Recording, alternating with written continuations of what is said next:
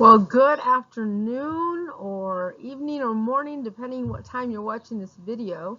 It is Wednesday, and just wanted to film a little. I'm here in my backyard getting some vitamin D. I hope you're doing the same.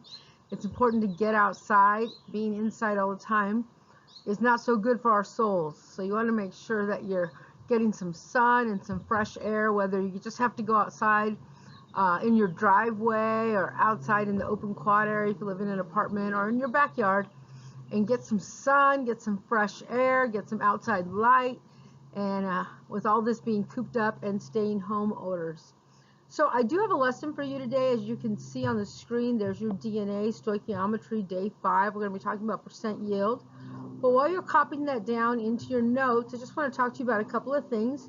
You may have heard the news about the letter to the superintendents about there's a high possibility that school will not be coming back in May. That's not decided yet. It's not official, but it's a probability.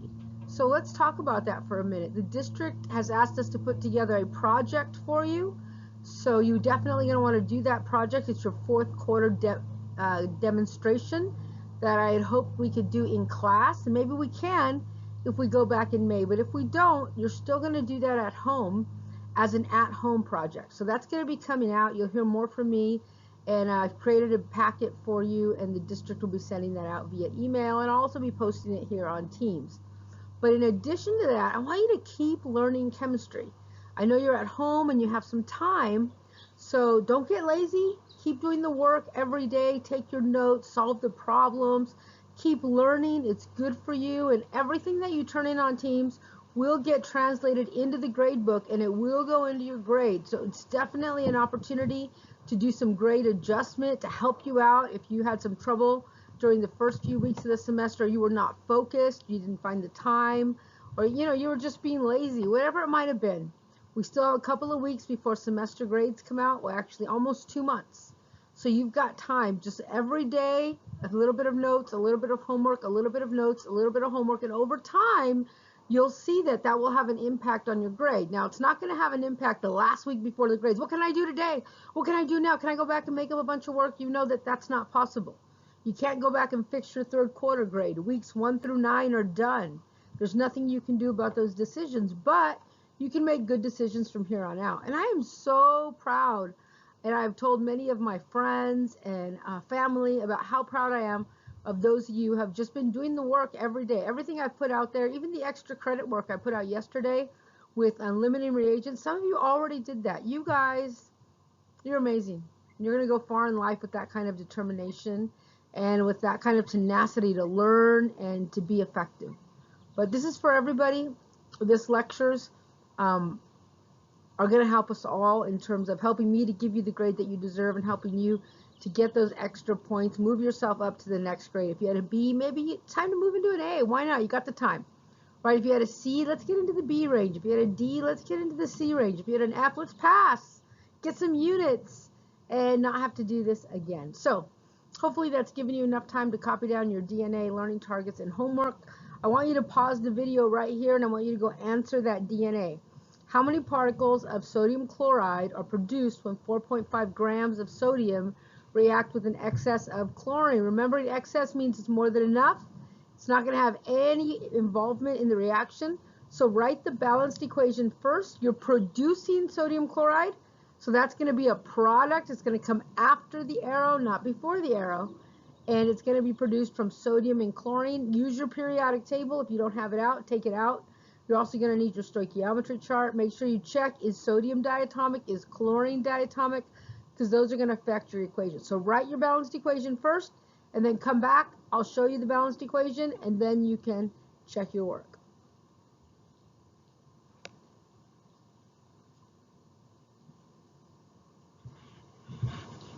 All right, for those of you who've written the balanced equation, go ahead and let's go ahead and take a look. If you haven't, don't click go, click stop, finish it, and then come back.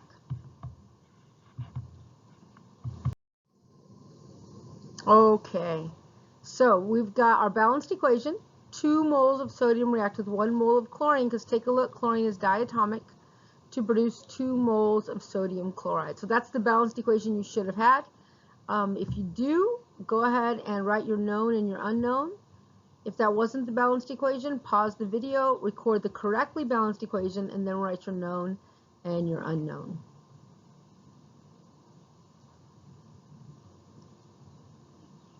All right, your known should look like 4.5 grams of sodium, and we're trying to figure out particles of sodium chloride. Now notice there's a change. We go from grams of sodium to particles. But they're two different things. That's how we know it's a stoichiometry problem. Sodium is A, right? This is one chemical, chemical A, and sodium chloride is chemical B. So it's stoichiometry because I'm going from one chemical to another chemical using a balanced equation. So if you look at your stoichiometry chart, your pathway on how to get there should look like this. Sodium is mass of A, and we're going to go down to moles of A. Once we go from moles of A, we'll cross the bridge, going to moles of B, and then we'll get particles of B. So this is going to be a three-step conversion. Go ahead and pause, solve it, come back, and I'll walk you through it step by step.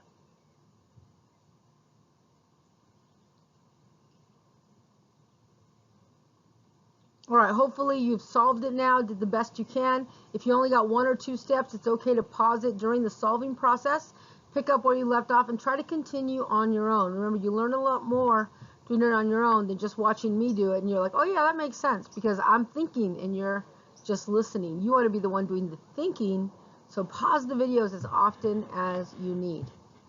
All right, so let's go ahead and write down our known. We've got grams of sodium. We want to turn this into moles, which means we're going to use the molar mass from our periodic table. The molar mass of sodium, I believe, is 22.99 grams per mole.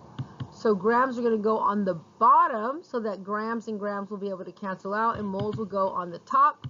And we see that our grams of sodium cancel out. We now have moles of A.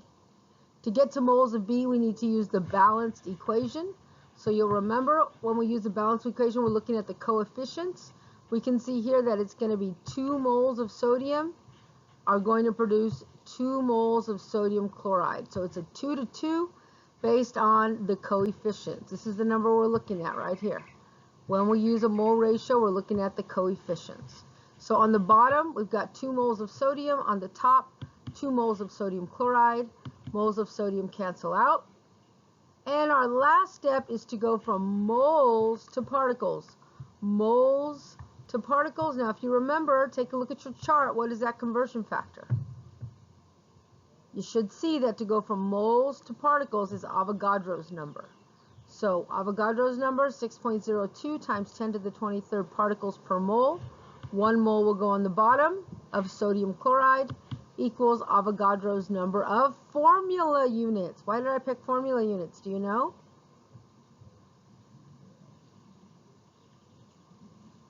Well, if you guessed right, it's not even a guess. If you realized why, you would realize that it's a formula unit because sodium is a metal. And anything that starts with a metal is an ionic compound, which makes it a formula unit. Go ahead and put the numbers in your calculator. Make sure you're multiplying 4.5 times 2 times Avogadro's number, dividing by 22.9 because it is on the bottom. When you finish that problem, continue the video. Okay, you should have gotten 1.18 times 10 to the 23rd formula units of sodium chloride. All right. Hopefully you're proud of yourself at this point. You've done some good work. And you had a great review. Cha-ching. In yellow doesn't show up. Let's try that in red. Cha-ching. There we go. All right, ladies and gentlemen, let's go ahead and go into our material for today. We're talking about a new topic, which is percent yield. I believe this is the last topic in Chapter 12 before we have our Chapter 12 assessment. Are we going to have a Chapter 12 assessment in Singular? Yep. I'll put together an assessment for you, open for a window, a small window, on Teams so that you can take that assessment on your own during that window, and it'll go into your assessment percentages. So those of you who need to do really well on an exam in order to get your exam percentages up, this is a great opportunity to do that. And it's only open for a small window because I want it to be your work and not you asking your friend how they did. You know how that goes. I don't want to tempt you that way. So make sure you pay attention and you watch for when that window opens. I will give you a heads up, and so that you're able to access that during that time period. But we'll talk about that when we get there. Let's learn this, and then we'll do some more practice. Okay, percent yield. Percent, we've talked about that before. Percent means out of 100. Out of 100, how much did you get out of 100, right? When we're doing an experiment, we want to know if I should have got 100 grams, how much did I actually get? What is my percent of what I expected to get? So with percent yields tells us how efficient a reaction is. There's a new word for some of us, efficiency. Efficiency is not just whether you got something done, but how effectively you got it done. Say, for example, you were going from, you were leaving Fohi, and you were going to go over to that cafe. What's that cafe called? Is it Maria's? I'm trying to think. There's a cafe over right on the corner of San Bernardino and Citrus. I think it's Maria's Cafe or Rosa's, something like that. They sell Mexican food right there on the corner, pastrami sandwiches and breakfast and all of that. Let's say you were going to go there. One possibility is to walk out the front gate of Fohi, make a left-hand turn, go straight down, cross the street at the light, and you're at the restaurant. That's efficient. That's the most direct way to go. But it's not the only way. You could also walk out of the front gate at Fohi, make a right, get to Randall, make a left, walk in front of Citrus Elementary, go all the way down to, what street is that over there? Catawba, right? Make a left on Catawba, go all the way down to San Bernardino, make a left on San Bernardino, and then end up at Rosa's Cafe. You would have gone around the entire block where the school district is. What's the point? You would have walked almost a mile. Not efficient, but you still got there. So efficiency is how do we get there, right, with the least possible effort. So that's what we're measuring when we do our reactions. Are we getting the results the easiest way possible? So the higher the percent yield, the more efficient a reaction is. So in order to do that, we're going to need a formula for percent yield. I'm not sure if we've used this formula in lab before. There is a possibility. But either way, let me go over that formula with you. It's very simple, like all percentages, the part over the whole times 100. So in this case, the part is what did you get, right? Your actual yield, your experimental yield. When you did the experiment in the lab, or with the data given to you about the experiment being done by students, you're going to compare that to what you should have gotten. What you should have gotten is called the theoretical yield. In theory, you were supposed to be able to get to Rosa's Cafe or Maria's, whatever it's called, in 3 minutes. But you actually got there in 10 minutes, right? Because you went an inefficient route. So that's what we're comparing. And since it's percentage, it's going to be times 100. So that's your formula. Write it down, highlight it. We're going to come back to that, and you're going to need to be able to use that for your homework. And I think I'll have 2 problems for you today before I release you to do your homework. So let's go ahead and take a look at our first. Oh, we got to define some terms first, Miss Aguilar. So the difference between actual yield and theoretical yield. Your questions will talk about that, so it's important you're able to identify the difference. Now, which of those 2 that I just went over is the experimental data? Is it the actual yield or is it the theoretical? Go ahead and fill in the blank.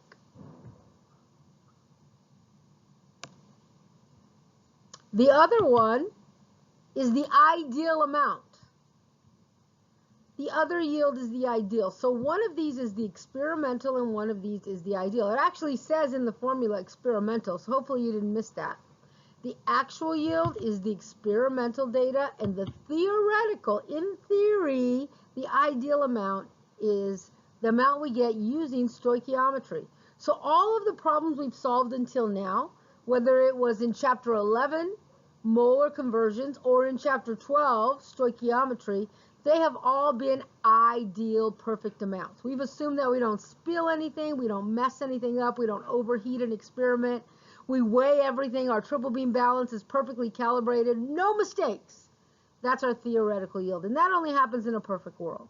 So it will be very rare that anybody would get 100% yield, because in the real world, we all make mistakes, right? Things don't go wrong, devices don't work, our skills aren't what they should be. All right, so let's go ahead and jump into our first problem. Now that we've defined those terms, we're going to use this equation. This is the equation for the formation of water. You need a balanced equation for percent yield, just like you would need a balanced equation for every stoichiometry problem. So go ahead and pause the video while you write that down. All right, so right there on your paper, you've got two hydrogens. Notice hydrogen's diatomic. React with one oxygen. Notice oxygen is diatomic. To produce, to make, to form two waters. Water being H2O. So here's our question. Remember, you don't have to write the question. You have to write your known and your unknown. So a student reacts 40 grams of hydrogen with an excess of oxygen and produces 300 grams of water. Find the percent yield for this reaction. All right, let's see what we know. Why don't you pause the video and write down what you think you know, and then come back and I'll show you what we know.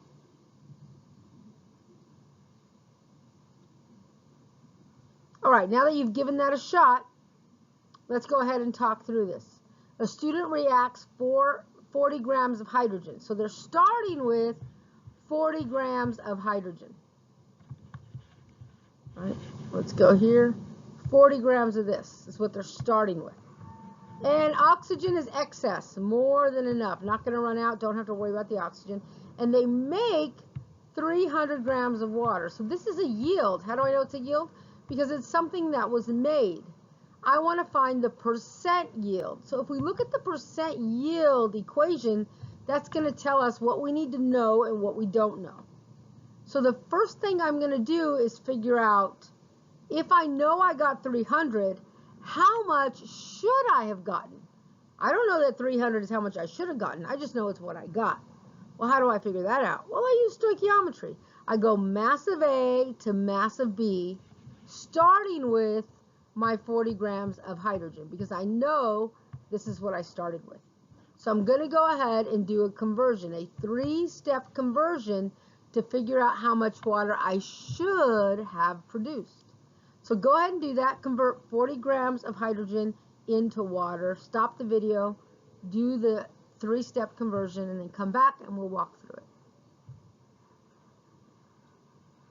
Make sure you try it. Don't just keep playing the video looking for the answer. Check yourself. You're at home. You've got time. All right, hopefully you gave that a go. And let's take a look. We started with 40 grams of hydrogen. And we're going to convert using the molar mass of hydrogen. 2.02 grams of hydrogen is in 1 mole. Grams of hydrogen cancel. We now get moles of hydrogen. Now we're going to use the balanced equation. In the balanced equation, there are 2 moles of hydrogen. That 2 is in front of the hydrogen for every 2 moles of water. Moles of hydrogen now cancel out. And we know that the molar mass of water, using your periodic table, adding up 2 hydrogens plus 1 oxygen, we get 1 mole. Wait a minute. If there's 2 moles, why are we only using 1 mole, Miss Aguilar? Because it's the molar mass. The molar mass is always the mass of a mole, which means the mass of 1 mole. So, again, from the periodic table, adding up 2 hydrogens and 1 oxygen, we get 18.02 grams of water. Moles of water cancel out. Put all of that into your calculator. Multiplying 40 times 2 times 18.02, dividing by 2.02, and dividing by 2. Don't forget, you've got to divide by both of those numbers. Hit the equal sign, and you should get 357 grams of water. Only 357, no decimals, because over here I only have 1, 2, 3 numbers. So I'm only going to keep over here 1, 2, 3 numbers. That's not the answer to this problem. That is my theoretical yield. This is how much I should have gotten of the water. But notice I didn't get that. I got 300 grams. So now to figure out my percentage, I'm going to compare what I should have got, 357. What we actually got was 300. Now we're going to use that percent equation. So go ahead and plug those numbers into that percent yield equation, solve it, check your answer, and then I'll show you the work.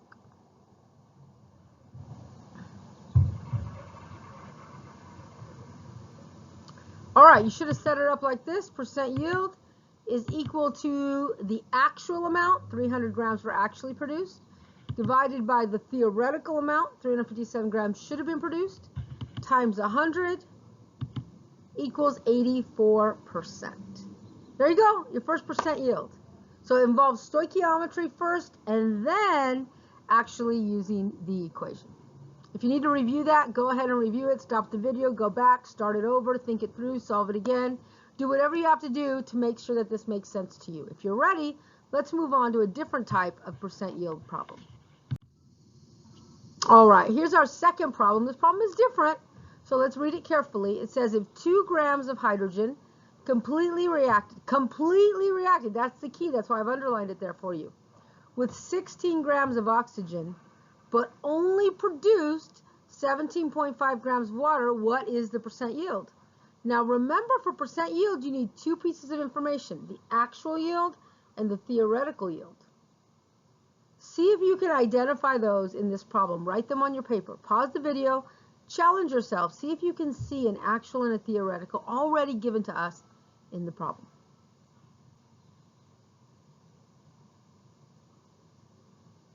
All right, well, if you read it carefully, you would have discovered that the theoretical yield is going to be a combination of the 2 grams with the 16 grams. Why? Because of what's underlined, completely reacted. That means there's no excess. Nothing was left over. All of the hydrogen combined with all of the oxygen. So how much did they make? Well, according to the law of conservation of mass, mass is neither created nor destroyed. So 2 plus 16 equals 18. In theory, we should have got 18, but we didn't. We got 17.5. So use the percent yield formula and go ahead, pause the video, solve the problem. Did you pause the video? Did you solve the problem? If you didn't, pause and solve. Don't be afraid. It's okay. Give it a shot. All right, if you're ready, let's go ahead and put up our formula. Percent yield is equal to actual over theoretical. We actually produced how much? 17.5 grams. Should have produced how much? 18.0 grams. Percent, so we got to multiply by 100. And go ahead and put that in your calculator. Pause the video if you haven't yet. You should get a 97.2% yield. Now that's an outrageous yield. That is the best experiment ever. Highly efficient. And we talked about efficient. It gets the job done. It gets it done well. There's not a lot of waste. That is what percent yield tells us. If I was a chemist and I was trying to make water, I would use this experiment because it has such a great yield. All right, ladies and gentlemen, that's it for our introduction here to percent yield. You've got a couple of problems tonight. The first one is a percent yield where it's in the yellow practice problem section and the answers are given. You're welcome to check that. Then a couple of percent yield theory questions, and then one more percent yield calculation question at the end. So that gives you a total of four problems for your homework tonight. Make sure that you take a picture of your notes from this lecture with the DNA copied down and answered at the top. Upload those in Wednesday's notes assignment. And then the homework problems, you're going to upload those, take a picture of them after you've done them, into the Wednesday's homework assignment. And have a great day. Don't forget to get some sun. It's wonderful. It's warm outside. Go for a walk. Just keep your distance from other people. Stay well. Be helpful at home. And easy to get along with. All right. We'll see you guys soon.